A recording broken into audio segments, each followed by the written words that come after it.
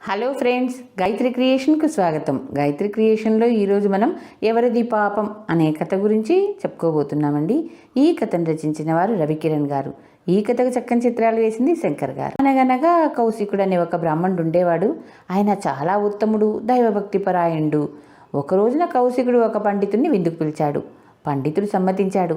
కౌశికుడు తనకు వాడుకగా పాలు పెరుగు తెచ్చే పాల మనిషిని పిలిచి, అమ్మి, రేపు గట్టిగా తోడు పెట్టిన పెరుగు తెచ్చావంటే మామూలు కంటే ఎక్కువ డబ్బులు ఇస్తాను అన్నాడు.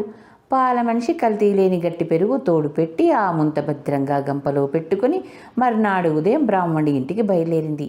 ఆమె గబగబగా నడుస్తూ ఉండగా గాలి విసురుకు పెరుగు ముంత మీద గుడ కాస్త తొలగిపోయింది. అదే సమయంలో ఒక గరుడ పక్షి తాచుపామును ఒకదాన్ని కాళ్లతో పట్టుకుని ఆకాశ మార్గాన ఎగిరిపోతూ ఉంది. బాధతో గిలగిలా కొట్టుకుంటున్న ఆ తాచుపాము విషం కక్కింది. ఆ విషం సరాసరి పాల మనిషి నెత్తిన ఉన్న పెరుగు ముంతలో పడింది. పాల మనిషి తిన్నగా కౌశినికి ఇంటికి వెళ్ళి ఆ పెరుగు ముంత ఇచ్చేసి చక్కా పోయింది. కౌశికుడు ముంత పట్టుకుపోయి జాగ్రత్తగా పెట్టుకున్నాడు. విందు సమయం అయింది. వేళకు పండితుడు వచ్చాడు. పదార్థాలన్నీ చాలా రుచిగా ఉండటం చేత సుష్టిగా భోంచేశాడు.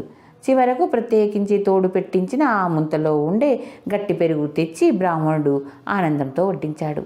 పండితుడు ఆప్యాయంతో ఆరగించాడు. అయితే భోజనమైన కొంచెంసేపటిలోనే పండితుడు గిలగిలా తన్నుకొని ప్రాణాలు విడిచాడు. జరిగిన సంగతి ఏమిటో ఎవరికి మాత్రం ఏం తెలుసు. ఏదో అకస్మాత్తుగా వ్యాధి వచ్చి ఇలా జరిగిందనుకుని కౌశికుడు ఎంతగానో విచారించాడు. భూలోకంలో ఇలా పండితుడు మరణించగానే నరకలోకంలో లెక్కలు రాసే చిత్రగుప్తుడికి పెద్ద చిక్కొచ్చింది. పండితుని చంపిన పాపం ఎవరికి చెందుతుంది అనే సమస్యతో అతను తికమకపడసాగాడు. పండితుడికి భోజనం పెట్టినవాడు బ్రాహ్మణుడు కనుక ఈ పాపం అతనిదే అనుకున్నాడు. కానీ వెంటనే ఈ అభిప్రాయం మారిపోయింది. మంచి గట్టి పెరుగు తెచ్చి పండితునికి తృప్తిగా విందు చేస్తున్నాం కదా అని ఉత్సాహంతో వడ్డించాడు. కానీ పెరుగు ముంతలో పాము విషం కక్కిన సంగతి అతనికేం తెలుసు? తెలుసుంటే వడ్డించడు కదా. బ్రాహ్మణుడు కేవలం నిర్దోషి, పాపం అతనికి అంటదు అని తర్కించుకున్నాడు. కానీ పెరుగు తెచ్చిన పాల మనిషికి తప్ప గంప మీద గుడ్డ ఎగిరిపోవటం కానీ ముంతలో పాము విషం పడటం కానీ ఏదీ తెలియదు ఆమెకు. అందుచేత పాల మనిషికి పాపం చెందదు అని నిశ్చయించుకున్నాడు. అయితే ముంత మీద నుంచి గుడ్డ తొలగుకుంటే పాము కక్కిన విషయం పెరుగులో కలయటం, పండితుడు చనిపోవటం జరగదు కదా. కనుక గుడ్డను తొలగించిన వాయుదేవుడిది తప్ప అని మళ్ళీ ప్రశ్న వచ్చింది. కాదు, గాలి వీచకుంటే ప్రాణకోటి బతికేదెట్లా? వాయుదేవుడికి వీచటం సహజ గుణం. వాయుదేవుడి తప్పు ఇందులో కొంచెమైనా లేదు అని చిత్రగుప్తుడు తీర్మానించుకున్నాడు. పోతే విషం కక్కిన పాముకి చెందుతుందా ఈ పాపం? అది సమంజసంగా కనబడలేదు. గరుడపక్షి తను గోళ్లతో నొక్కి పట్టుకుంటే బాధ భరించలేక ప్రాణాపాయం సమయంలో అది విషం కక్కింది. ఆ విషం ఎక్కడ పడుతుందో దానికేం తెలుసు? విషం పోయి సరిగా పెరుగుముంతలోనే పడుతుందని పాము కలగన్నదా? కాబట్టి పామును తప్పు పట్టడం వీలుగా కనిపించలేదు. ఇక మిగిలిందనలా గరుడపక్షి. దాని ఆహారం కోసం అది తాపత్రయపడి పామును పట్టుకుంది. కానీ తక్కిన గొడవంతా దానికేం తెలుసు? ఇంతకు పెరుగు ముంతలోనే విషం కక్కమని అదేం పామును నిర్బంధించలేదు కదా. అందుచేత గరుడపక్షి పూర్తిగా నిరపరాధి.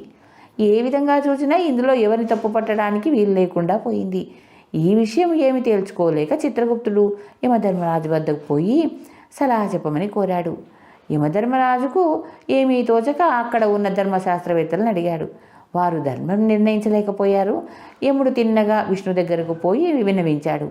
విష్ణువుకి పాలుపోయింది కాదు, సభ చేశాడు. ఎవరూ ధర్మ నిర్ధారణ చేయలేకపోయారు.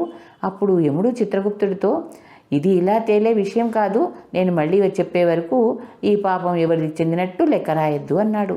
ఇలా అని యముడు తన భటులను భూలోకాన్ని పంపించాడు. ఒకనాడు ఇద్దరు బ్రాహ్మణులు ఒక చెట్టు కింద విశ్రాంతి తీసుకుంటున్నారు. అందులో ఒక అతనికి పక్షి భాష వచ్చు. ఆ చెట్టు మీద ఉన్న పక్షి దంపతులు ఆ రోజున పాము గరుడుని వల్ల విన్న వృత్తాంతాలు, కౌశికుడు పండితునికి విందు చేయటం, పండితుడు చనిపోవటం, ఇందును గురించిన యముడు తిప్పలు పడటం చెప్పుకుంటున్నాయి. ఇదంతా వింటున్న ఆ బ్రాహ్మణుడు సంగతంతా రెండవ వానికి చెప్పి, దీనికే ఇంత బ్రహ్మాండమా? నన్ను అడిగితే తీర్పు చెప్పేవాడిని. వస్తు పరీక్ష చేయకుండా అతిథికి వడ్డించడం చేత పండితుడు మరణించాడు. ఈ పాపం కౌశికుడిదే అన్నాడు. ఆ సమయంలో భూలోకానికి దిగి వస్తున్న యమకింకర్లు ఈ మాటలు విని ఈ బ్రాహ్మణ్ణి యమధర్మరాజు ఎదుటకు లాక్కొనిపోయారు. ఈ మాటలు నువ్వు అన్నావా లేదా అని యముడు బ్రాహ్మణ్ణి అడిగాడు. అన్నాను అని నిర్భయంగా బ్రాహ్మణుడు చెప్పాడు. అప్పుడు యమధర్మరాజు 2 కుండల పెరుగు తెప్పించాడు. అందులో ఒక దానిలో రహస్యంగా విషం కలిపించి బ్రాహ్మణుడి ముందు పెట్టాడు. బ్రాహ్మణ, ఈ 2 కుండల్లోనూ దేనిలో విషం ఉందో కలిపిందో చెప్పు అన్నాడు. బ్రాహ్మణుడు తెల్లబోయాడు. ఆ 2 కుండల్లో ఏది విషం కలిసిందో తెలుసుకోవాలంటే తను ముందుగా రుచి చూసి పరీక్షించాలి. ఒకవేళ అది విషం కలిసిన పెరుగు కుండ అయితే తను మరణిస్తాడు. అప్పుడు యముడు కోపించి, బ్రాహ్మణ, నీకు తెలియనప్పుడు తెలియనట్టు ఉండక పరుల మీద నిందలాడావు, అందుచేత పండితుని చంపిన పాపం నీకే చెందుతుంది అని చెప్పి అతని పేరు చిత్రగుప్తుడి చేత లెక్కలో రాయించాడు. ఎవరికీ చెందిన పాపం నిష్కారణంగా ఆ బ్రాహ్మడికి అంటుకుంది. ఇది నిష్కారణంగా బ్రాహ్మడికి అంటుకున్న పాపం కాదండి, మనకు తెలియని విషయాలు పక్క వాళ్ళ మీద నిందలు మోపరాదు అని ఈ కథ యొక్క సారాంశం. ధన్యవాదాలు. చివరిగా మీకో మాట, నా ఛానల్లోని కథలు మరియు వంటలు మీకు నచ్చినట్లయితే ఓ లైక్ చేయండి. మీ బంధువులకు, స్నేహితులకు, తెలిసిన వాళ్లకు షేర్ చేయండి.